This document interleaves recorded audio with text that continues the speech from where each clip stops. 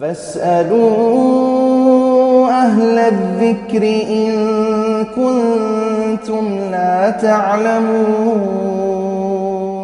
السلام علیکم ورحمۃ اللہ وبرکاتہ۔ ناظرین کرام، آج موجودہ حالات کے 3 اہم اور ضروری مسائل کے ساتھ آپ کی خدمت میں حاضر ہیں۔ سب سے پہلا سوال آج یہ کیا جا رہا ہے کہ حکومت کی طرف سے مسجدوں کو سینیٹائز کرنے کا حکم جاری کر دیا گیا ہے، تو ایسی صورت میں ہمیں شریعت کیا حکم دیتی ہے مسجدوں کو سینیٹائز کرنے کے سلسلے میں؟ اس کا جواب جاننے سے پہلے ہمیں چند باتیں جاننا ضروری ہے۔ سب سے پہلی بات یہ کہ آج مارکیٹ کے اندر 2 طرح کے سینیٹائزر دستیاب ہیں۔ ایک وہ سینیٹائزر جس کے اندر الکحل کی آمیزش اچھی خاصی مقدار میں ہوتی ہے۔ دوسری قسم وہ سینیٹائزر جو کلورین سے بنایا جاتا ہے، وہ بھی دستیاب ہے۔ اس میں الکحل کی کوئی آمیزش نہیں ہوتی، اس میں الکحل نہیں ملایا جاتا ہے۔ عام طور سے لوگوں کو سینیٹائزر کی یہ دونوں قسمیں معلوم نہیں ہیں، جس کی بنیاد پر بعض حلقوں میں شدید تشویش پائی جاتی ہے۔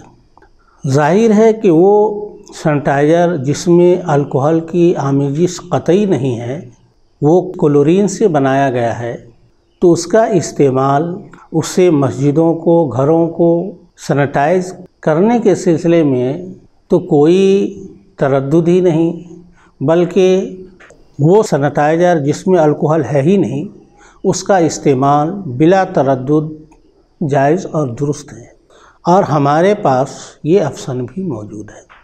حکومت نے صرف ہمیں سینیٹائز کرنے کا حکم دیا ہے، کوئی سینیٹائزر کی خاص قسم اس نے متعین نہیں کی ہے کہ الکحل آمیز سینیٹائزر ہی سے سینیٹائز کرنا ہے یا کسی اور سے کرنا ہے۔ تو جب ہمارے پاس آپشن موجود ہے اور مارکیٹ کے اندر وہ سینیٹائزر جس میں الکحل کی آمیزش نہیں ہوتی ہے، وہ کلورین سے بنایا جاتا ہے، وہ دستیاب ہے، تو ہمارے لیے تو بہتر اور احتیاط یہی ہے کہ یہ سینیٹائزر کو ہم استعمال کریں۔ ہم مسجد کو بھی کر سکتے ہیں یا جہاں چاہیں کر سکتے ہیں، اس میں پاکی ناپاکی کا کوئی سوال ہی پیدا نہیں ہوتا، جائز ناجائز کا کوئی مسئلہ ہی کھڑا نہیں ہوتا ہے کہ اس کے اندر الکحل کی آمیزش ہی نہیں ہوتی۔ دوسری بات یہ کہ کہیں سینیٹائزر کی یہ دوسری قسم دستیاب نہ ہو یا لوگوں کو معلوم نہ ہو، وہاں الکحل آمیز سینیٹائزر ہی دستیاب ہو، اس کے علاوہ دستیاب نہ ہو، تو ایسی صورت میں کیا حکم ہے؟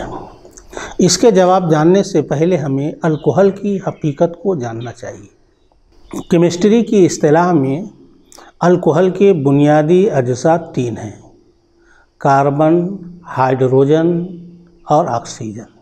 یہ تینوں اجزاء انفرادی طور پر الگ الگ نشہ آور یا الکحل نہیں ہیں، ان کی ایک متناسب ترکیب نشہ آور ہوتی ہے جس کو الکحل کہا جاتا ہے۔ اس کا کیمیائی فارمولہ یہ ہے: جب کاربن اور ہائیڈروجن کے ہائیڈرو آکسائڈ بنے تو یہ ترکیب نشہ آور بن جاتی ہے، اسی کو الکحل کہا جاتا ہے۔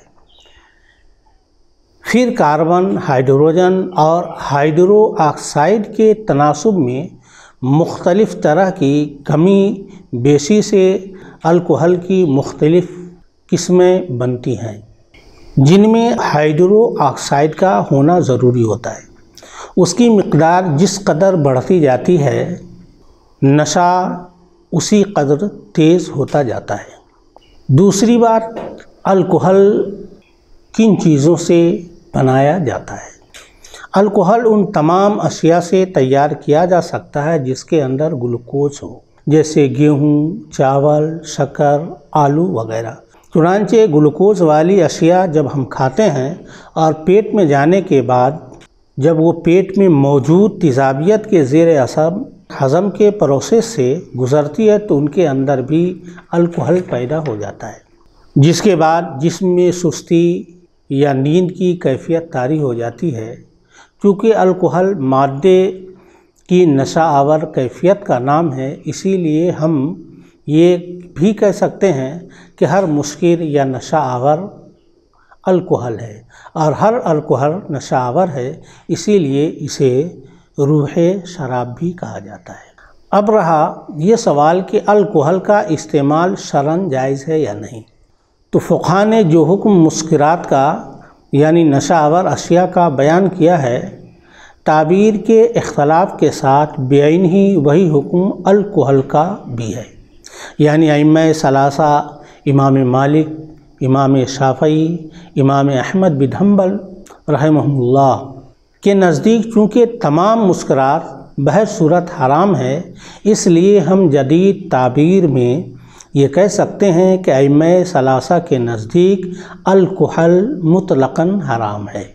البتہ مذہب حنفی میں اس کی تفصیل ہے۔ احناف کے نزدیک انگور کی کچی شراب، انگور کی پکی شراب، کھجور اور منقع سے بنائی جانے والی شراب کی حرمت قطعی ہے۔ دیگر شرابیں اس مقدار میں پینا حرام ہے جس سے نشہ پیدا ہو جائے۔ پھر ان کے نزدیک یہ حرمت قطعی بھی نہیں ہوگی، ظنی ہوگی۔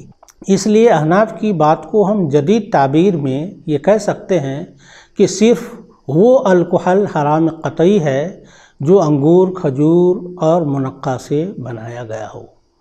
ان کے علاوہ دوسرے الکحل حرام قطعی نہیں ٹھہریں گے اور ان کے حکم میں تخفیف پیدا ہو جائے گی۔ زیادہ سے زیادہ کھجور اور انگور کے علاوہ جن چیزوں سے الکحل تیار کیا جائے تو اسے زیادہ سے زیادہ ہم مکروہ تحریمی کہہ سکتے ہیں۔ الکحل کا یہ اصل حکم ہوا، تاہم ضرورت، حاجت اور ابتلاء عام کے سبب جدید فقہا نے الکحل آمیز اشیاء کے استعمال کو جائز قرار دیا ہے۔ ہم میں سے ہر شخص ایلوپیتھک، ہومیوپیتھک دوائیں استعمال کرتا ہے جس میں الکحل کی آمیزش ہوتی ہے۔ فقہا نے علاج کے لیے ان کا استعمال جائز قرار دیا، جبکہ علاج کے لیے یونانی اور دیگر دوائیں جس میں الکحل نہیں ہوتی ہیں، الکحل کی آمیزش نہیں ہوتی ہے، وہ موجود ہے، پھر بھی فقہا اسے ضرورت، حاجت یا عموم بلوہ کا حوالہ دے کر جائز قرار دیتے ہیں۔ تو جس طرح جدید فقہا علاج کے لیے ایلوپیتھک اور ہومیوپیتھک دواؤں کے استعمال کو جائز کہتے ہیں، جبکہ علاج کے لیے یونانی اور دیگر دوائیں موجود ہے، تو ظاہر ہے یہ تمام ضرورتیں، حاجتیں یا ابتلاء عام موجودہ کورونا کووڈ-19 کے عہد میں بھی موجود ہیں۔ لہذا وہ ضرورتیں آج سینیٹائزر کے استعمال میں بھی پائے جاتے ہیں۔ اس لیے ایک طرف الکحل آمیز دواؤں اور دیگر اشیاء کے استعمال کو جائز کہنا اور صرف الکحل آمیز سینیٹائزر کے استعمال کو ناجائز کہنا، یہ ایک عجیب بات ہے۔ ایک اہم اور دلچسپ بات تو یہ ہے کہ آج دنیا کی تقریباً ہر مسجد کو پینٹ کیا جاتا ہے، اور تحقیق پینٹ کے سلسلے میں یہ ہے کہ مارکیٹ کے اندر 3 طرح کے پینٹ دستیاب ہیں۔ پینٹ کی پہلی قسم جس کے اندر الکحل کی آمیزش پہلے ہی سے ہوتی ہے۔ پینٹ کی دوسری قسم جس کو آئل پینٹ کہتے ہیں، اس کو دیوار پر لگانے کے لیے تھینر کا استعمال کیا جاتا ہے، جس میں تقریباً 90% سے بھی زیادہ الکحل کی آمیزش ہوتی ہے۔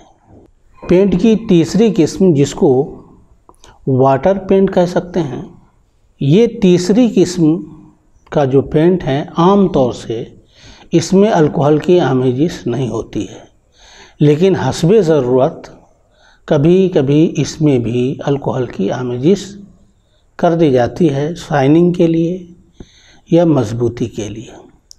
تو اگر ہم مطلقاً الکحل کو حرام اور نجس قرار دیں تو ہماری اکثر مسجدیں یا کہہ لیجئے کہ تقریباً ساری مسجدیں جس میں پینٹ کی جاتی ہیں پہلے ہی سے ناپاک قرار پائے گی۔ لہٰذا ہمیں الکحل کی حقیقت پر غور کرنے اور اس کی حقیقت کو معلوم کرنے کے بعد ہی ہمیں کوئی فیصلہ کرنا چاہیے، اور جلد بازی کا انجام ہمیشہ نقصان دہ ہوتا ہے۔ مزید یہ کہ سینیٹائزر میں جو الکحل استعمال کیا جاتا ہے، تحقیق یہ ہے کہ وہ الکحل وہ کھجور انگور کے علاوہ دوسری چیزوں کی ہے۔ ائمہ احناف کے نزدیک کھجور اور انگور کے علاوہ جو مسکرات ہیں ان کی حرمت قطعی نہیں، لہٰذا الکحل آمیز سینیٹائزر کا استعمال بھی حرام قطعی نہیں ہوگا۔ اور چونکہ حکومت کا جبری حکم ہے اور طبی نقطۂ نظر سے سینیٹائزر کا استعمال آج ضروری ہے، اس کے استعمال کا عام اطلاع ہے۔ ان تمام پہلوؤں کو دیکھتے ہوئے الکحل آمیز سینیٹائزر کا استعمال حرام نہیں ہو سکتا، زیادہ سے زیادہ مکروہ یا خلاف تقویٰ ہوگا۔ دوسرا مسئلہ ڈسٹینسنگ یعنی فاصلہ کے ساتھ نماز پڑھنے کا حکم ہے۔ جہاں تک نماز باجماعت میں صف بندی کا سوال ہے تو عام حالات میں صف بندی میں ایک دوسرے سے کاندھا ملا کر برابر کھڑے ہونے کا حکم آیا ہے، اسی طرح دو نمازیوں کے درمیان فاصلہ نہ چھوڑنے کا بھی شدت کے ساتھ حکم آیا ہے۔ چنانچہ بخاری اور مسلم کی متفق علیہ حدیث ہے کہ اللہ کے رسول صلی اللہ علیہ وسلم نے ارشاد فرمایا کہ صفوں کو درست کرو، کیونکہ صفوں کی درستگی حسن نماز سے ہے۔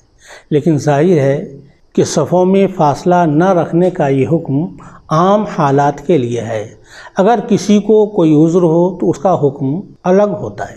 آج کے حالات میں جبکہ سوشل ڈسٹینسنگ کو اطباء نے کورونا کے موجودہ وبائے عام سے بچنے کا ایک ذریعہ بتایا ہے، اس لیے صفوں میں فاصلہ رکھ کر نماز پڑھنا بھی جائز ہوگا، بلکہ ضروری ہوگا، کیونکہ اسی میں ہماری جانوں کی حفاظت ہے اور اسی میں اسلام اور مسلمانوں کی عزت و آبرو کا تحفظ بھی ہے۔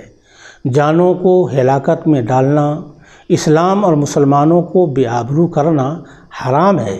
ضرورت کے پیش نظر مناسب بلکہ ضروری یہی ہے کہ لوگ فاصلے کے ساتھ ہی نماز پڑھیں، جیسا کہ اللہ تعالیٰ نے مجبوری کے وقت نماز میں رخصت دی ہے، کھڑے ہو کر، بیٹھ کر یا جس قدر میسر ہو ممکن ہو اس طرح نماز ادا کریں۔ تیسرا سوال ماسک لگا کر یعنی منہ ڈھانپ کر نماز پڑھنے کا شرعاً کیا حکم ہے؟ تو اس سلسلے میں بھی حدیث پاک میں چہرہ ڈھک کر نماز پڑھنے سے روکا گیا ہے، منع کیا گیا ہے۔ حضرت ابو ہریرہ کی روایت ہے کہ اللہ کے رسول صلی اللہ علیہ وسلم نے منع فرمایا کہ کوئی شخص اپنا چہرہ ڈھک کر نماز نہ پڑھے۔ اسی وجہ سے فقہائے کرام چہرہ ڈھک کر نماز پڑھنے کو مکروہ تحریمی قرار دیتے ہیں۔ تاہم شریعت کا یہ حکم عام حالات کے لیے ہے، ضرورت اور حاجت کے تحت اس حکم میں جزوی تبدیلی بھی کی جا سکتی ہے۔ مثلاً اگر کسی شخص کے چہرے میں کوئی چوٹ ہو یا زخم ہو یا خون بہنے کا ڈر ہو تو ایسی صورت میں اسے چہرے پر پٹی باندھ کر نماز پڑھنے کا حکم ہے۔ نماز پڑھنا اس کے لیے بلا کراہت جائز ہے۔ اسی طرح آج کے حالات میں جبکہ اطباء نے کورونا کے اس وبائے عام سے بچنے کا اس کو بھی ایک ذریعہ قرار دیا ہے کہ اجتماعی مقامات پر لوگ چہرے پر ماسک لگائیں۔ اب ایسے میں اس طبی ضرورت کے تحت جس میں ہماری جان و املاک کی حفاظت ہے، چہرے پر ماسک لگا کر نماز پڑھنا یقیناً بلا کراہت جائز ہے۔ یہ تین مسئلے ہوئے۔ پہلا مسئلہ مسجدوں کو سینیٹائز کرنے کا حکم۔ تو اس سلسلے میں آپ نے سنا کہ دو طرح کے سینیٹائزر مارکیٹ میں دستیاب ہیں۔ ایک وہ سینیٹائزر جس میں الکحل کی آمیزش ہوتی ہے، دوسری وہ قسم جو کلورین سے بنایا جاتا ہے، اس میں الکوہل کی آمیزش نہیں ہوتی ہے۔ تو احتیاط یہ ہے کہ کلورین سے بنا ہوا سینیٹائزر استعمال کریں، لیکن اگر یہ دستیاب نہ ہو تو ابتلاء عام اور حاجت کے تحت الکوہل آمیز سینیٹائزر سے بھی مسجدوں کو سینیٹائز کرنا جائز اور درست ہے۔ دوسرا مسئلہ فاصلے یعنی ڈسٹینسنگ کے ساتھ نماز پڑھنا جائز ہے، درست ہے، کوئی کراہت نہیں۔ تیسرا مسئلہ ماسک لگا کر، یہ بھی اس وباء عام سے بچنے کے لیے ماسک لگا کر نماز پڑھنے میں بھی کوئی کراہت نہیں ہے، جائز اور درست ہے۔ اہم بات ایک یہ ہے کہ اجتہادی مسائل میں جو فتویٰ ہوتا ہے وہ مفتی کی ایک رائے ہوتی ہے۔ مفتی کے نزدیک شرعی دلائل سے جو حکم ظاہر ہوتا ہے اس کو وہ بیان کرتا ہے، جس میں ثواب اور خطا دونوں کا احتمال ہوتا ہے۔ دوسری بات یہ کہ فتویٰ کا تعلق فتویٰ کی بنیاد سوال سائل کی حالت، زمان اور مکان پر ہوتا ہے، اس لیے ایک مفتی کا فتویٰ ہر شخص اور ہر زمان و مکان کے لیے کافی نہیں ہو سکتا۔ فقہائے کرام کے درمیان جو مسائل میں اختلاف پائے جاتے ہیں اس کے ایک بنیادی سبب زمان اور مکان اور اخوان کا اختلاف، اس کا بدل جانا بھی ہے۔ کبھی ایسا بھی ہوتا ہے ایک مجتہد کے نزدیک رخصت کے لیے عذر کا تحقق ہو جاتا ہے اور اسی مسئلے میں اسی صورت میں دوسرے مجتہد کے نزدیک رخصت کے لیے جو عذر چاہیے اس کا تحقق نہیں ہوتا ہے، تو ظاہر سی بات ہے حکم میں اختلاف ہوگا۔ مثلا کسی بیمار کو اپنی بیماری کے بڑھ جانے کا اندیشہ ہو کہ اگر وہ پانی استعمال کرے گا تو مرض بڑھے گا، یا دیر سے ٹھیک ہونے کا گمان غالب ہو، تو فقہائے حناف کے نزدیک یہ عذر ہے، یہ رخصت کے لیے عذر ہے، یہ کافی ہے۔ رخصت کے لیے ایک عذر ہے کہ وہ شخص پانی استعمال نہ کرے بلکہ تیمم کرے۔ تیمم کے لیے، تیمم کی جو رخصت ہے اس کے لیے یہ عذر کافی ہے۔